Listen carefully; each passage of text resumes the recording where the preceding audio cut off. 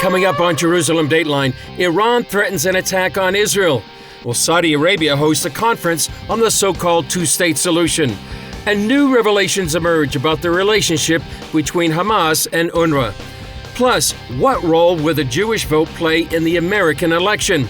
And a new documentary examines the roots of anti-Semitism. All this and more coming up on this edition of Jerusalem Dateline. Hello and welcome to this edition of Jerusalem Dateline. I'm Chris Mitchell. Iran is reportedly preparing for an attack on Israel within days. Reports say Iran's supreme leader, Ali Khamenei, has directed his country's top military leadership to prepare for the attack. The question is retaliation possible after Israel's recent strikes? Here's the latest. Members of Iran's parliament are promising an attack on Israel would be painful. They should expect a response that will make them regret everything. They will not dare act like this again. Hezbollah's new leader, who's hiding in Iran, is also making threats. In his first speech, Naim Qassem threatened Israeli Prime Minister Netanyahu. But he also said Hezbollah is ready to accept a ceasefire if conditions are right. If the Israelis decide to stop the aggression, we say that we accept. On that front, Lebanon's prime minister says he's hopeful negotiators are able to, quote, have a ceasefire within the coming hours or days. A leaked proposal brokered by the U.S. calls for Israeli troops to be out of Lebanon within a week. Hezbollah would reportedly honor UN Resolution 1701, a peace deal it's ignored for decades. Lebanon's army would enforce 1701, but Israel could take action against future Hezbollah attacks. However, Israeli Prime Minister Netanyahu reportedly believes it will be better to physically remove Hezbollah from the border than depend on a written agreement on paper. In Riyadh, Saudi Arabia hosted 90 nations and international groups for the first ever international meeting to work out a so-called two-state solution. A majority of Israelis believe a two-state solution would pose an existential threat to Israel. The head of UNRWA was at the Saudi gathering. The two-state solution is the internationally agreed framework. Israel just banned UNRWA because of its links to Hamas, and hundreds of its employees are suspected to be tied to the terror group. Israeli Cabinet Minister Amichai Chikli tells CBN News how UNRWA has indoctrinated generations of Palestinian children. This is the Palestinian ideology. This is UNRWA ideology. And by the way, it's also very, very important to understand the jihadist ideology, to train the kids to hate, anti-Semitism, to teach them that the war against the Jews and killing the Jews, that is the most important thing on earth. And this is also a part of what we saw on October 7th. Chikli believes the legislation passed by the Knesset this week puts UNRWA in its place after October 7th. It is so important because we say we do not recognize the legitimacy of this organization anymore. An organization that was leading terror attacks, that was part of the massacre of October 7, will have zero legitimacy for the State of Israel, and there will be zero collaboration and recognition for UNRWA. Ayatollah Ali Khamenei made the decision to go prepare for the attack after reviewing the damage from last week's attack by Israel, according to the New York Times. Iran's top general says the Islamic regime will hit Israelis with what he called an unimaginable response. You can't live in a sea of fire. You are small. You don't even have somewhere to escape. For all of Iran's bluster, Saudi Arabia's foreign minister thinks the Iranians realize how vulnerable they are and fear a full-on fight with the IDF. My sense is that at least on their side, that they realize the risks of escalation and would prefer to avoid it. Axios reports Israeli intelligence suggests the attack could be launched by pro-Iran militias in Iraq and not from Iran itself, possibly to avoid another Israeli strike on Iran. The reports follow Israel's second attack on Iran last week. At the time, Israel destroyed much of Iran's ballistic missile production and its air defense systems. One U.S. official said the damage to Iran's air defense system is so extensive it left Iran basically blind. Israel did not hit either Iran's oil facilities or its nuclear facilities in that attack. However, Israeli Prime Minister Benjamin Netanyahu announced at an IDF officer's graduation ceremony that the nuclear sites are Israel's chief concern. The supreme objective that I have set for the IDF and the security services is to prevent Iran from attaining nuclear weapons. Halting the nuclear program has been and remains our chief concern. We have not taken, and we will not take our eyes off this objective. Obviously, I cannot detail our plans to achieve this supreme goal. And while tensions with Iran escalate, Israel is hitting Hezbollah targets throughout Lebanon, while IDF troops are advancing in the southern part of the country. The military campaign is taking place amid talks of a ceasefire deal and questions if a ceasefire could hold. Netanyahu says these talks miss Israel's top concern. The main point is our ability and determination to enforce security, thwart attacks against us, and act against the arming of our enemies, as necessary and despite any pressure and constraints. This is the main point. Thursday was one of the deadliest for Israel, where 7 were killed in Hezbollah attacks. The IDF also released this interview, where a United Nations Relief and Works Agency employee described how Hamas commandeered UNRWA vehicles as a form of defense. Their thought process was that when they get into an UNRWA vehicle, then they are protected. Yes, they are safe because it's an agency vehicle. Many see this as more evidence that UNRWA has been exploited and infiltrated by the terror group at its highest levels. Coming up, analysis on the role the Jewish vote will play in the upcoming U.S. election. With the U.S. elections coming up in days, all eyes are on the swing states, which could determine the outcome. We caught up with our friend Eli Pieps from the IDSF for his thoughts on which way the Jewish vote will go in some of these swing states. Eli Pieps, thanks for joining us. You're the International Director of the IDSF, Israel Defense Security Forum. We want to talk about the Jewish vote. It's very critical in the U.S. election coming up in just a few days. Tell us, first of all, what is the Jewish vote?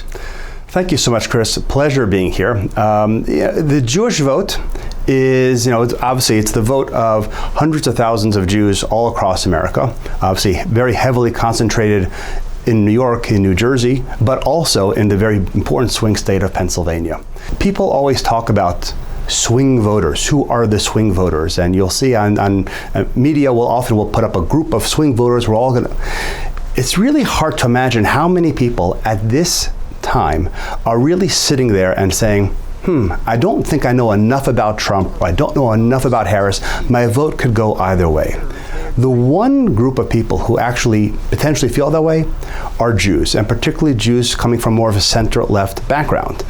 Those Jews who naturally would never vote for Trump and would naturally vote for Democrats have unfortunately had to exist over this past year, where they saw a tremendous amount of anti-Semitism that was tolerated and to some extent even advanced by certain members of the Democratic Party. So they're very conflicted right now? Absolutely, very conflicted. And that is a group of people who, on the one hand, may go ahead and vote for Harris, but many of them are probably going to be pulling the trigger for Trump.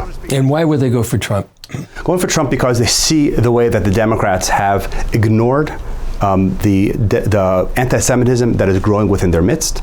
They understand now that it's not coincidental. It comes from their rhetoric. It comes from enabling an anti-Israel mentality. It comes from enabling a BDS, a kind of a delegitimization of Israel that has been allowed to metastasize within the Democratic Party for so long, and that now in 2024, when there is a war, you see the amount of vitriolic anti-Israelism and the lack of trust and the belief, frankly, not just in against Israel, but the belief in our enemies, in terrorists. That is something they just can't look away from. And it's forcing many people almost against their will to vote for Trump. You've been a political consultant, political analyst.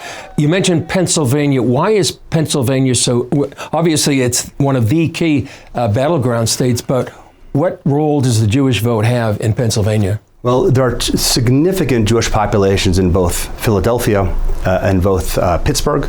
Pittsburgh, obviously, a few years ago, there was a terrible shooting at a synagogue there. So there is really a real association with anti-Semitism and Pennsylvania. Obviously, University of Pennsylvania was one of those colleges that were subpoenaed and really acted horribly in front of the entire U.S. public by Elise Stefanik and her committee that showed that the University of Pennsylvania and other schools were allowing a huge amount of anti-Semitism to take place on their campuses, endangering many American Jewish students, and create a hostile environment. So Pennsylvania, for those reasons, are significant to the Jewish population. And from the nation, when it comes to the election, there are only a handful of states that really could go either Republican or Democrat. Last election, I don't remember the numbers, but in 2020, it was about 25,000 were the votes between Trump and Biden, and that seemed to be the state that made the difference. Easily could be the case again. If you remember, back when Harris was trying to figure out who was going to be her potential vice presidential candidate, one of the names, and probably the name that came in second place, was Governor Josh Shapiro. That's right, exactly. Jewish governor of Pennsylvania, someone who was seen until he was promoting himself as a VP candidate as someone who was strongly supportive of Israel. But in order to get the support of his party, he backed away from much of his support of Israel. And that again was seen as so obvious that he was pandering that for many American Jews, Democrats, very uncomfortable for them, very off-putting for them, and it really hardened that position that right now the Democratic Party is somewhat hostile to Jews and the pro-Israel mentality. And I think that you'll see Pennsylvania, many of all the states in the country, the amount of American Jews who will probably vote for Trump, will switch from voting for Biden to Trump, will probably be the most in Pennsylvania, a state that has really seen a lot of anti-Semitism, and a state that also understands that they're really at the fulcrum of the election. Yeah. Last question, Eli. What about the vote here, the Jewish vote, the Americans here living in Israel, they're dual citizens, and they're voting? How do you see that vote going? Yeah, well, there are probably about 400,000 Americans who are here in Israel. Probably within the state of Pennsylvania, almost 25,000 there, so a significant amount there. There is a tremendous desire to vote, to weigh in. You see over the last year the impact that American foreign policy has on the lives of American citizens living in Israel. So I think we'll see a tremendous outpouring of support to vote, but also be voting against the administration and in favor of a new approach, an approach that hopefully will empower Israel and the U.S. to be aligned and understanding that we're fighting against a similar enemy, the Iranian regime. Yeah, well, great analysis, and we'll see what happens this coming Tuesday. Thank you. Thank you so much. Up next, a new film takes a deep dive into the history of anti-Semitism.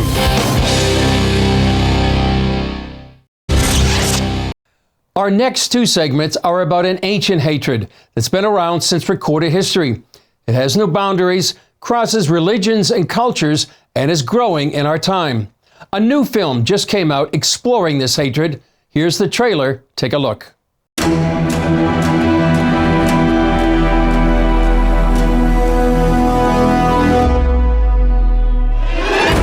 In Lebanon, and I hated the Jews. I was told that the Jews are evil, that they hate everybody, and they would do anything to achieve their goals.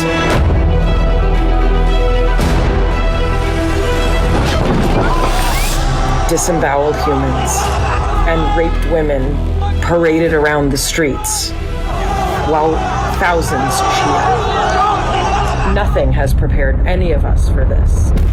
I'd never imagined seeing what we've witnessed after October 7th. This was the worst massacre of Jews since the Holocaust. We must normalize massacres as the status quo. There are people openly celebrating mass murder. History is made that day. Very proud of my people. Very, very proud. They are not cheering for the liberation of the Palestinian people in Gaza. They are screaming, gas the Jews. I would love it if they would do it again and again and again. I don't understand anti-Semitism. Anti-Semitism is not just a normal bigotry. Where does this come from? Why are the Jews always hated? What's unique about anti-Semitism is that it is incredibly universal. It has longevity like no other hatred. And the intensity. I found myself on a quest to try and understand anti-Semitism. The Jews are blamed for all ills of the world. Why? Anti-Semitism requires a different type of explanation. When you see it so stark, you ask the question, so what is it? On October 7th, the world was forced to make a choice. When a society starts to indulge in this lurid, paranoid fantasy, every other hatred comes next. You think it's an accident that Iran, North Korea, Cuba, Venezuela, they hate Israel? Every person has to choose a side. Hitler somehow figured it out. The rabbis of the Talmud and Adolf Hitler actually agree on the root cause of anti-Semitism. So, Hitler didn't want to kill the Jews because they were bad. He wanted to kill them because they were good.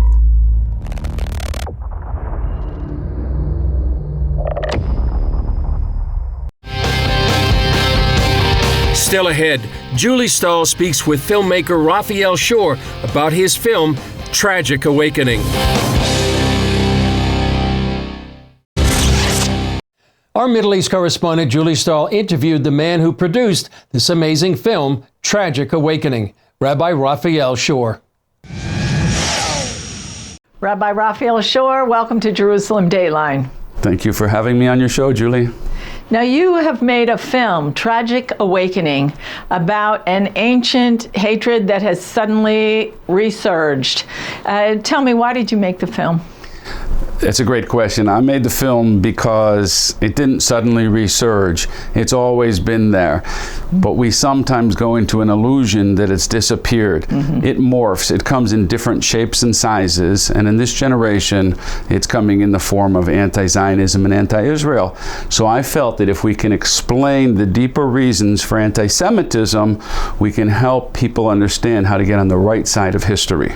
That's very good. That's very good. Now, you based that on a new book, Who's Afraid of the Big Bad Jew, which actually you were writing before October 7th, 3 years ago.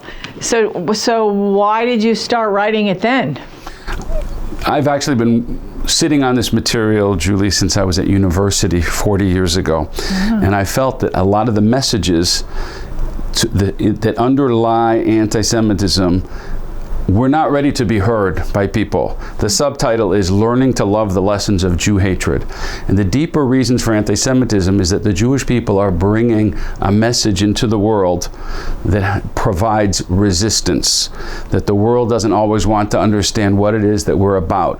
And where I get this knowledge from is from one of the greatest anti-Semites of all time, Adolf Hitler.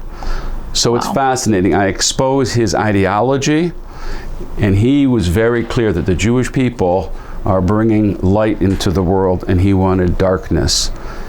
And this has been a theme of anti-Semitism from the beginning. If we understand it, we can be much stronger knowing who we are. So why is it that people love darkness rather than light? Well, it's the human condition. We're made out of souls and bodies grafted together miraculously by God. And so there is that inner conflict in every human being. Are we going to conquer our desires and become a spiritual being, or are we going to be led by them? That's not only in the individual life, that's in the life of nations and human psychology and the human history. Mm-hmm. And Adolf Hitler looked at human history and he said, sadly, the Jewish vision, the Judeo-Christian vision of bringing humanitarianism into the world has been victorious. And he wanted to bring that, he wanted to remove that and bring us back to the Dark Ages where it would be might makes right. People don't understand this, so I felt this is very important to communicate in a book and in a film. So, okay, so we have October 7th, and for maybe a week or two, the world was very sympathetic to Israel, and then suddenly Israel became the bad guy again. How can that happen? It can happen because underlying this conflict is anti-Semitism. The fact that the world is so concerned about what's happening here and so concerned about deaths of the civilian population, why aren't they as concerned about the Somalian civilian population or the Ukrainian? Throughout this conflict, the media is absorbed and the professors are absorbed with this conflict more than any other because the Jews are involved. Mm-hmm. And that presents a double standard. Why didn't the world let the Palestinians out so they could be freed and refugees like in every other conflict? They kept them in, forcing Israel to deal with the situation, and then they could blame Israel. There's so many different cases like this where the world has lined up so they can come and delegitimize Israel. It's another form of Jew hatred. So how can it be combated? How can we combat that? It is a tremendous challenge to combat it because the forces of evil are putting hundreds of millions of dollars a year through Al Jazeera and the media, and then they've got the professors and the elites. It's very difficult. What I'm trying to do here is provide enough clarity so that people who are on the right side of history, people who are Jewish, people who are non-Jewish, who want to stand with Israel, can have enough clarity that not only they understand the underlying anti-Semitism, so they don't get fooled and feel bad about supporting Israel or being Jewish, but they can actually be proud. Because in the end of the day, this is a fight against America, it's a fight against Judeo-Christian values, it's a fight against Christianity, and it's a fight against the Jews. And we need to stand together, and that's what I'm trying to do, give strength so that we can have moral self-confidence to stand up for what is right. Well, that sounds like an amazing film on such an important topic. Well, that's all for this edition of Jerusalem Dateline. Thanks for joining us. And please keep praying for Israel, for the peace of Jerusalem, for the IDF soldiers and all those caught in harm's way, and for the hostages in Gaza to come home. I'm Chris Mitchell. For all of us here at the Jerusalem Bureau, we'll see you next time on Jerusalem Dateline.